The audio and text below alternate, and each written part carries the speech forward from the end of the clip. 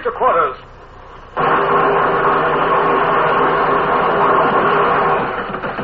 Run out the guns. Stand by this starboard battery. One broadside into her, if you please, Captain Bush. Pointers on target. Linstops ready. Aye, sir. Ready. Fire!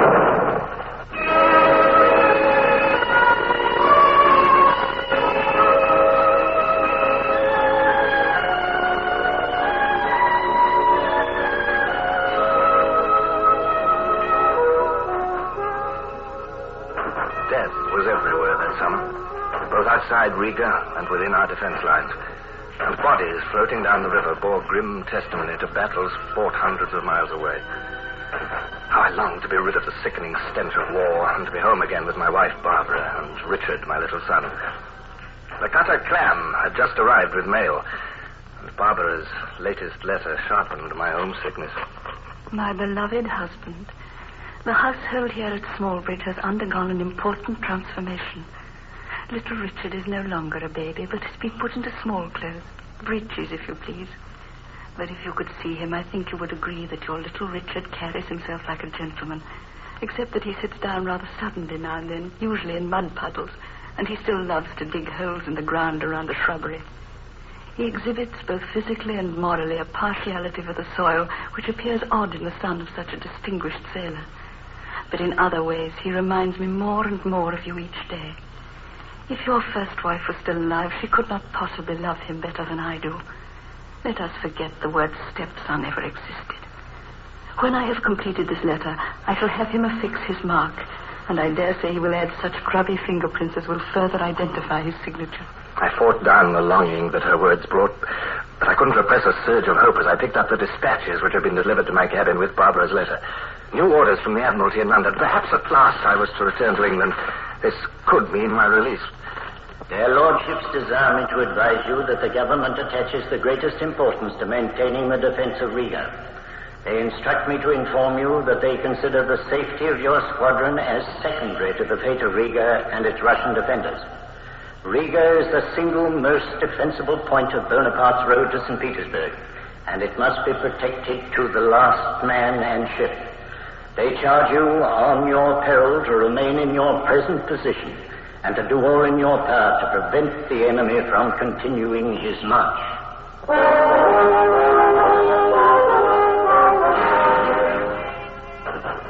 On my peril? I suppose that means they'll shoot me if I don't. Big part, is it? Oh, nothing. I was just reading between the lines. Look, who the devil are you? Jenkins, sir. Oh, where's Brown? In sick quarters, sir. Well, nothing serious, I hope. No, sir. Touch of ague. You were saying, sir? Oh, nothing. Give me my hat, please, and my pistols. I'm going ashore again. All the way to Riga, sir? Possibly. But the village at the river mouth is in ruins, sir. You'll be in a direct line of fire before you can reach it. Oh, what of that? It's the last outpost that protects the port. Besides, the Russians have dug trenches from cellar to cellar. It's safe enough. Oh, I hope so, sir. All I can say is that when I see that mess over there on the land, sir, I'm very glad to be afloat. I know what you mean, Jenkins. Compared with these infernal land operations, sea fighting is admirably quick and clean. We'll see what can be done to clear up that mess you refer to. And the sooner the better, Jenkins, for all hands,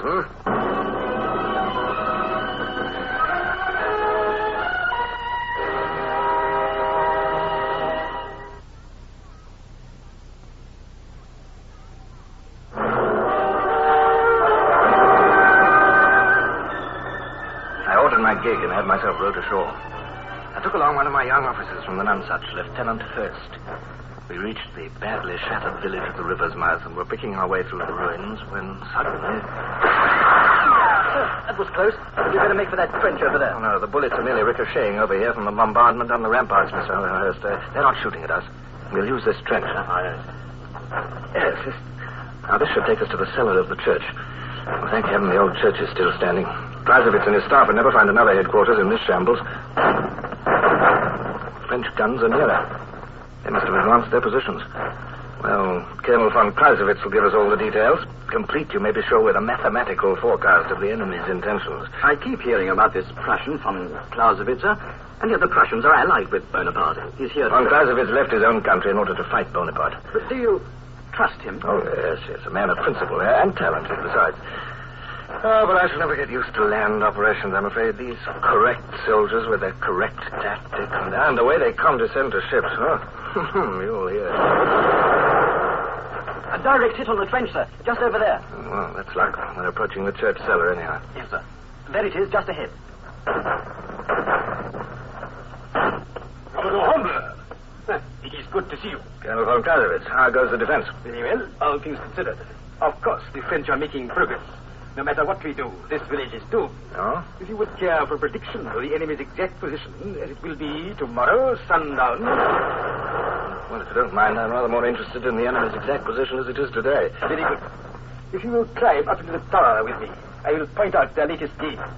This stairway over here will take us up into the belfry. Excellent. Come along, Mr. Hurd. Aye. You will see that the French sappers have approached dangerously near our earthworks. All we can hope to do is to delay the inevitable. Then Riga will be next. Oh, come now. Don't sound so cheerful. After all, we should be able to do a little better than that, You think so? Wait until you see. The village is already more than half surrounded. Here we are in the tower. The gallery on which we stood before is gone, you will note, sir. But if you come to this window, you will observe, as you can see, the village is a mass of ruins. But why is there so little firing from your own battery, sir? Too many of our gunners have been killed. Too many of our guns destroyed, my young friend. Since our men and equipment are so scarce, we must preserve them for the enemy's final assault. And when do you estimate that assault will come, Colonel? According to my calculations, they will be ready to storm the newest breach they have made in our defenses. By the day after tomorrow. But the day after tomorrow? You mean we've just 48 hours then? Well, you should have told me sooner. I might have... Commodore, we must be realistic. As a naval officer, you may not realize. Siege warfare is an exact science dating back hundreds of years. Yes, I'm sure you're right, but can't we leave the school books out of it this time and concentrate on those Frenchmen over there? Our next move at this point is obviously to make a limited sortie against the besiegers, if only to delay their assault by a few hours. Or else, all the authorities would agree that that is the correct procedure. And no one ever breaks the rules, is it? Well, confound it, man. If the French know a sortie is due, won't they prepare for one? Of course there is. Well, then what's the point? A sortie is our one logical course. Logic. Their move, our move. It's like a chess game, Clausewitz. Can't we move out of turn for once, do something they won't expect? Well, you have perhaps a better suggestion, Colonel. Well, perhaps I haven't, after all. My men are fighting a losing battle, and they know it, Commodore. But they are fighting bravely all the same. My own life is forfeit the moment the enemy enters the town. As you know, I am a Prussian, and the Prussians fighting with the French call me traitor. If I saw any chance to break this siege, do you not think I would do it? Of course, yes. I understand. I only wish there were a way to interrupt their preparations. Observe. They have completed their second parallel, not more than 200 yards from our defenses. Their battery there in the middle would cut off any force attacking frontally. How about their flanks? Are they also secure? One flank is guarded by the river, the other by the bay, and those big guns pointed out to sea. The guns which make impossible any more bombing from your ships. Yes, but the water of the bay is still our strongest position. You realize that, Colonel? Water? What good does it do us? In the end, it is always the infantry on which one must depend. The infantry? Why not? What do you say, Commodore? Clausewitz, perhaps that's it. The infantry and the ships. They can stop us from using bomb vessels there in the bay, yes, by daylight. But can they stop an infantry attack from boats at night?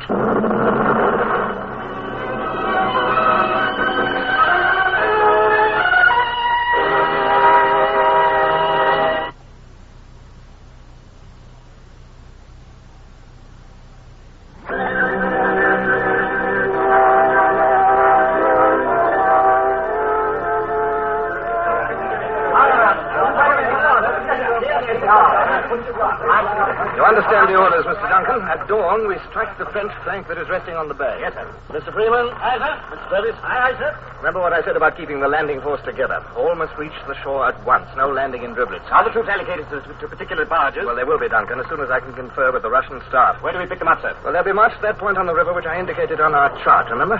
Well, of course, our own boat's crews will man the barges.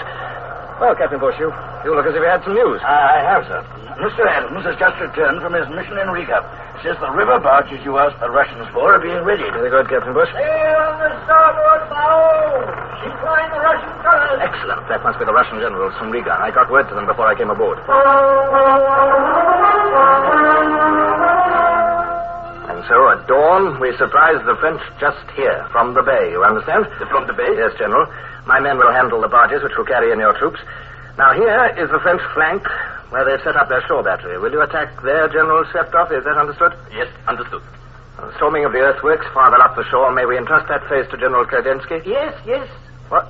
I thought you spoke no English, General Kladensky. He does not. Yes is the only word he knows. Oh. Is that not true, Kladensky? Yes.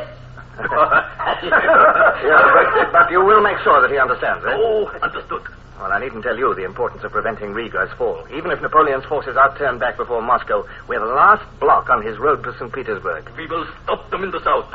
We will stop them in the north. The great spirit of Russia will rise up and destroy every last Frenchman on Russia's holy soil. Stirring words, General Sheptov. Your men will have a chance to put them into action very soon. Sir! Yes, come in, Bush. What is it? Come in. Governor Esnov from Riga, sir. Lugger just brought him out from shore. He says he tried to catch up with the generals. He's quite flustered, sir. Anything wrong? He's coming down. He'll tell you himself. Commodore Hornblower. Yes. Something most terrible has happened. Oh, what is it, Governor? Terrible news. It has just come. Moscow has fallen. What? Moskva, Kladensky. Moskva. Well, all the more important that we do our job well, gentlemen. Stop the French here, and you save St. Petersburg. It's bad news, but we must hold firm to our plan. A dawn attack.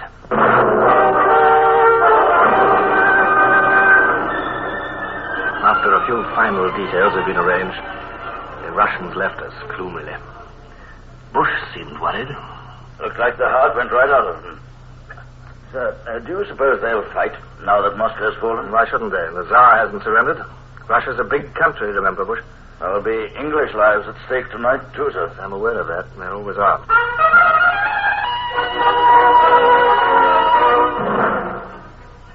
I had more than a few misgivings myself, but I planned as carefully as I knew how. Back on shore, I discussed the scheme with Clausewitz, and by midnight all arrangements were completed. There were, of course, too many imponderables about the whole affair. My body and brain felt unspeakably weary as I paced around the church belfry and stared out into the blackness. Clausewitz was not inclined to be very helpful just then. It is indeed a novel idea. An attack launched in this fashion in the face of a besieging army. But I could never venture to predict its success, Commodore.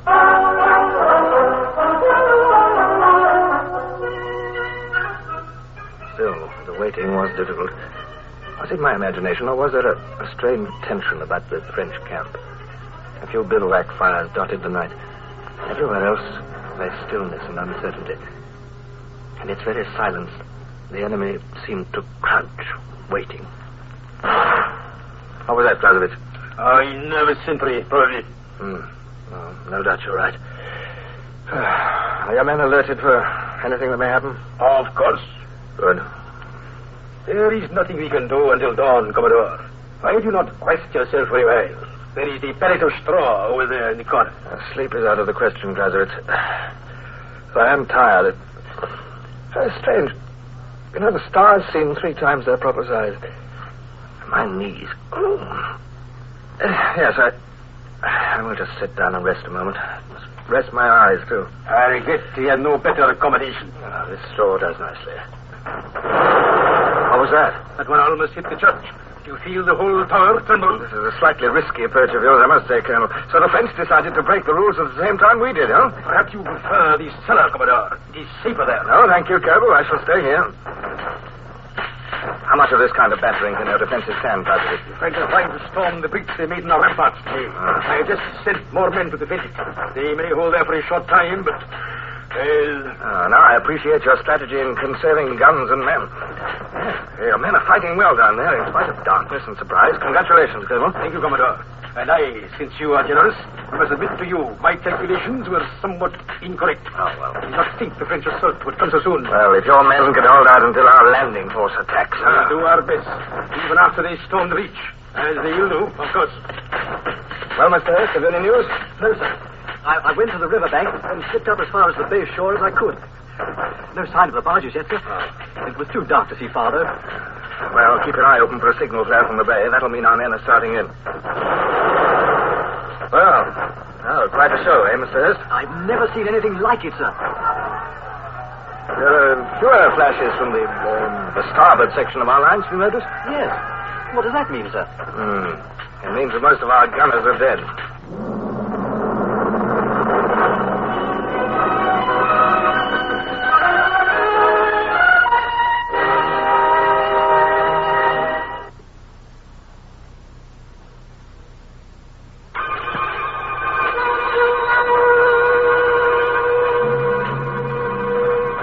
Colonel, about that breach, couldn't you throw up a hasty second line behind it? Here, take my glass. Now, the next flash will illuminate it. There, do you see? There's natural cover there, rocks, a few ruins. Yes, and the breach is still narrow. Yeah. It had to be a thin line, though. We do not have men to spare. Well, let the French believe they've taken it and then fall on their first wave from behind cover. What about that? All right. See, the French are storming the breach now. If our first line will only hold. I see their torches. They're going through. There is our reply. I bless those Navals. The charge is slow. Your men are holding them. Good lads. Cannot be for very long, I fear. There's a streak of grey in the sky, sir. It won't be long till dawn. Why don't those barges come? Sir, look. There's one French soldier down there in the square. Must have got through before the others. He seems crazed, doesn't he? He's seen us, sir. He's firing up here. Here, take one of my pistols. We'll pepper him if necessary. Aye, sir. Are you hit, sir? Well, no. Just my hat. Sea captain's cocked hat's not too practical up here. I'll get that fellow. Listen, Colonel, I suggest we're accomplishing nothing up here. Why don't we go down to the breach and organize a second line ourselves, eh? Excellent idea. The end is coming soon. I have the rules. I prefer to die down there than be taken a prisoner. Fighting against my own country, I will be court-martialed and shot. Yes, let us go down. Yes, I've no desire to rot in a French prison either, Colonel. Good. We shall go down at once then, Commodore. To rally the men's spirits at least. Are you ready? Sir, wait.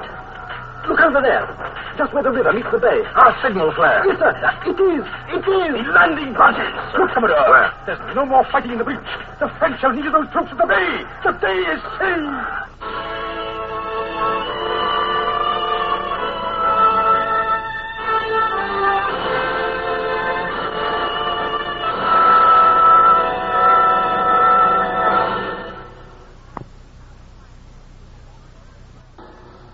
Horatio Hornblower, starring Michael Redgrave, is based on the novels by C.S. Forrester.